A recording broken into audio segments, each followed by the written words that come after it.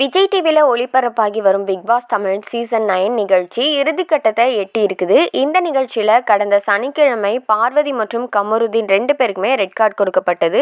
அது குறித்த விமர்சனம் சோஷியல் மீடியாவில் அதிகமாக இருக்கிற நிலையில் அதை பற்றி இந்த நிகழ்ச்சியிலிருந்து எலிமினேஷன் செய்யப்பட்ட சுபிக்ஷா தன்னுடைய கருத்தை தெரிவிச்சிருக்கிறாங்க. அடிக்கடி சண்டை சச்சரவுகள் தான் ப்ரோமோக்கள்ல காட்டப்பட்டது. அதிலும் இந்த நிகழ்ச்சியில் ப்ரோமோக்கள்ல அதிக இடம் பிடித்தது பார்வதி தான். கடைசியில் பார்வதிக்கு ரெட் கார்டு கொடுக்க வேண்டும் என்று சோஷியல் மீடியாவே கொந்தளிச்சது. கடைசியா எல்லாருமே எதிர்பார்த்தபடி கமருதீன் மற்றும் பார்வதிக்கு ரெட் கார்டு கொடுக்கப்பட்டது. அதுக்கப்புறமா நிலைமை அப்படியே மாறிவிட்டது. பார்வதி என்ன பெரிய தப்பா பண்ணிட்டாங்க, அவங்களுக்கு எதற்காக ரெட் கார்டுன்னு நிறைய பேர் குரல் கொடுக்க ஆரம்பிச்சாங்க.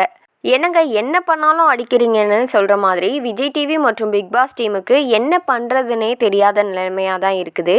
கடந்த வாரத்தில் பார்வதி மற்றும் கமருதீனுக்கு ரெட் கார்டு கொடுக்கணும்னு பலர் குரல் கொடுத்தாங்க. ஆனால் ரெட் கார்டு கொடுத்ததுக்கு அப்புறமா சாண்ட்ரா நாடகம் போடுறாங்கன்னு அவங்க மீது கோபம் அதிகமாகிவிட்டது.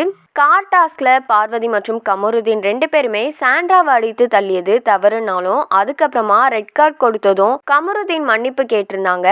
அப்போ அவரை பார்த்து சாண்ட்ரா கதறி அழுதது நடிப்புன்ற விமர்சனம் எழுந்து வரும் நிலையில இது பற்றி சுபிக்ஷா பேசும்போது பார்வதி மற்றும் கமருதீன் 2 பேருமே காருக்குள்ள செய்த செயல் சரின்னு நான் சொல்ல மாட்டேன். அவங்களுக்கு ரெட் கார்டு கொடுத்தது சரிதான். ஆனா கமருதீன் மன்னிப்பு கேட்கும்போது சாண்ட்ரா அழுதது எனக்கு சரியா படல.